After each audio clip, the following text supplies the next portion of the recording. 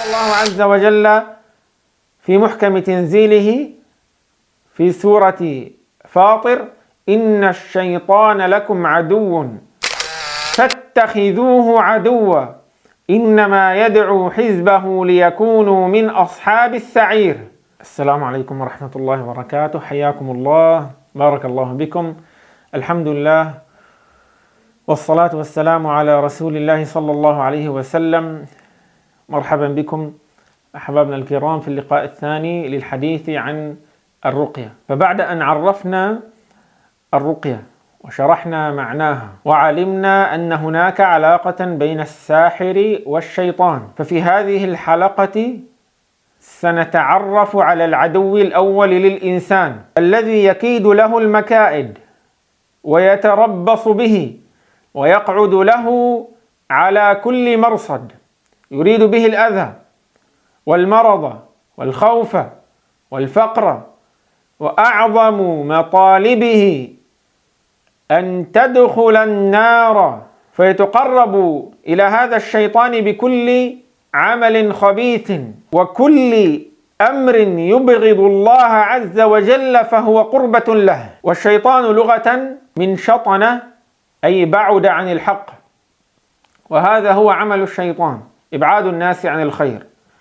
وقال آخرون شاط أي احترق من الغضب. قال الله عز وجل في محكم تنزيله في سورة فاطر: إن الشيطان لكم عدو فاتخذوه عدوا إنما يدعو حزبه ليكونوا من أصحاب السعير. فالعدو الأول لي ولك هو هذا الشيطان وأولياؤه وحزبه وجنده ممن يستجيبون له ويفعلون ما يحب. وجاء النور المبين من ربنا ليبين لنا خطورة هذا العدو، وأن مشاكله ليست فقط الوسوسة، بل هو يتسبب بقتل الإنسان وإصابته بالمرض ونقل المرض إليه.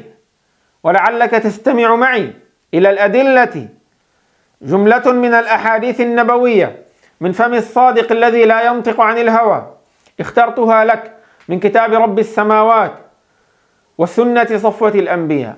الله عز وجل أخبرنا، قال في كتابه، نقول ماذا يخبرنا، ماذا قال الشيطان: لأقعدن لهم صراطك المستقيم ثم لآتينهم من بين أيديهم ومن خلفهم وعن أيمانهم وعن شمائلهم ولا تجد أكثرهم شاكرين.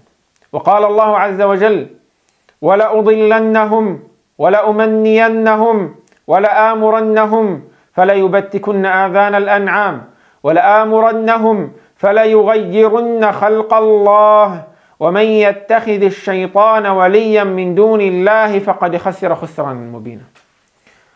ولأضلنهم، هذه لام القسم، يقسم أنه سيجعلك تحيد عن الطريق المستقيم. وفي هذا تفصيل لا يسع المقام لذكره.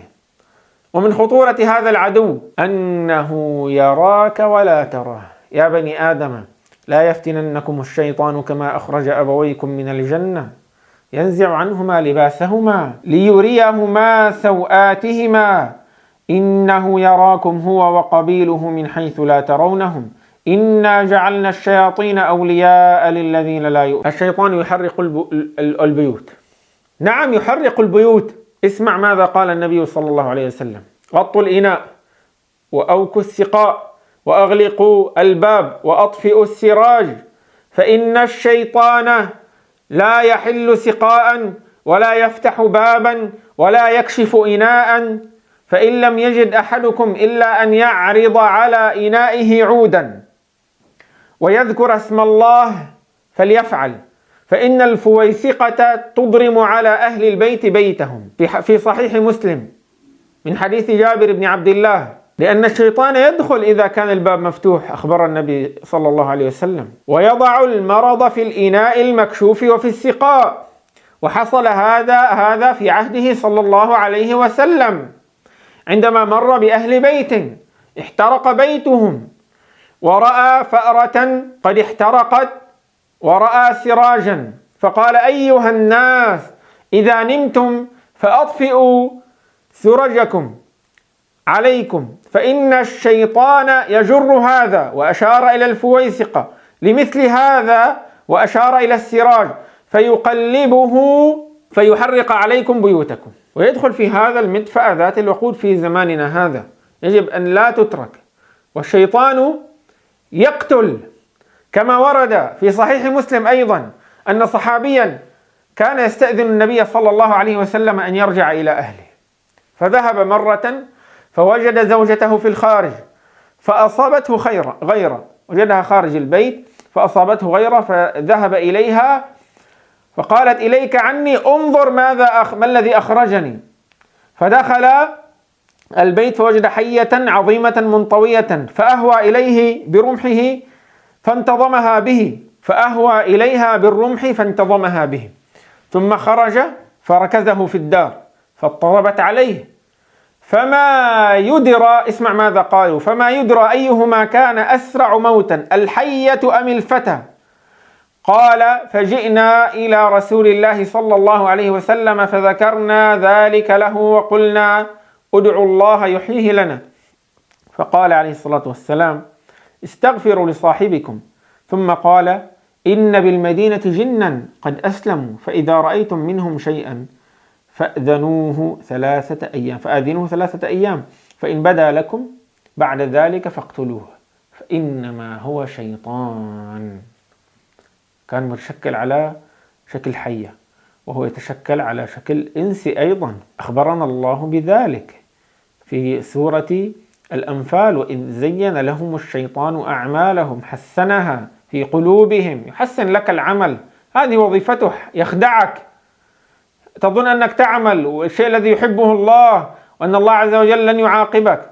وإذ زين لهم الشيطان أعمالهم وقال: لا غالب لكم اليوم من الناس وإني جار لكم. تمثل في صورة سراقة ابن مالك، ولم يثبت إسناد هذه القصة للنبي صلى الله عليه وسلم إلى النبي صلى الله عليه وسلم من باب الأمانة، لكن ذكرها الشيخ السعدي في تفسيره. ولكن مما يؤكد أنه يأتي بصورة إنسي كما صح في الصحيح أنه جاء يسرق من بيت مال المسلمين في الحديث المشهور، كان أبو هريرة يحرس البيت، وكان أبو هريرة يحرس بيت مال المسلمين. ثم جاء أبو هريرة إلى النبي صلى الله عليه وسلم وقال له، وقص عليه القصة فقال له: هذا شيطان الذي جاءك ويسرق المال. وأخبر النبي صلى الله عليه وسلم: ستر ما بين أعين الجن وعورات بني آدم إذا دخل أحدهم الخلاء أن يقول بسم الله. لما تدخل الخلاء وتخلع ثيابك، الإنس يراك، الجن يراك. وقال صلى الله عليه وسلم: إذا خرج أحدكم من البيت فقال بسم الله توكلت على الله ولا حول ولا قوة إلا بالله، قيل له: هديت وكفيت ووقيت. فتقول الشياطين: ليس لكم سلطان على هذا الرجل، أو كما أخبر النبي صلى الله عليه وسلم. إذن هم يتربصون بك وينتظرون أن عندما تخرج من البيت وعندما تدخل إلى البيت. وقال النبي صلى الله عليه وسلم: إذا أراد أحدكم أن يجامع أهله فليقل بسم الله اللهم جنبنا الشيطان وجنب الشيطان ما رزقتنا، فإن قضي بينهما بولد لم يضره شيطان أبدا. شوف يعني كم من امرأة لا تستطيع الحمل مع أن الأطباء يثبتون سلامتها، ذلك بسبب الشيطان وجوده في الرحم. وكم من امرأة تحمل حملها ثم لا تتعدى الشهور 4 فيسقط الحمل. وكم من رجل لا يستطيع أن يأتي أهله أياما وشهورا وسنين ولا يجد لذلك سبب، ثم إذا قرئ على المرأة أو على الرجل الرقية ظهرت الأعراض ونطق الجن على اللسان بأمر الله، وجاء الحق وزهق الباطل، والتجأ المريض إلى الواحد القهار لكشف الكربات، فيحدث الحمل بأمر الله. سبحان الله، وهذا مشاهد ومعروف عند من عاشه، نسأل الله العفو والعافية. وسوف أخصص لهذه القصص حلقة خاصة إن شاء الله، أذكر ما سمعته أذني ورأته عيني. فبعد كل هذه المعلومات عن هذا العدو الذي يتصيد لك لينكص عليك معيشتك، وأنه يراك ولا تراه ولا تعرف قوته وحجمه، فما السبيل للنجاة منه؟ وما هي وسائله وطرقه؟ لعل ذلك يكون في اللقاء القادم حتى لا نطيل عليكم أكثر من ذلك. نسأل الله عز وجل أن يحفظنا وإياكم من شر كل ذي شر، وكل طارق إلا طارقا يطرق بخير يا رحمن. من كان لديه سؤال يتفضل يتركه في التعليقات. نستودعكم الله.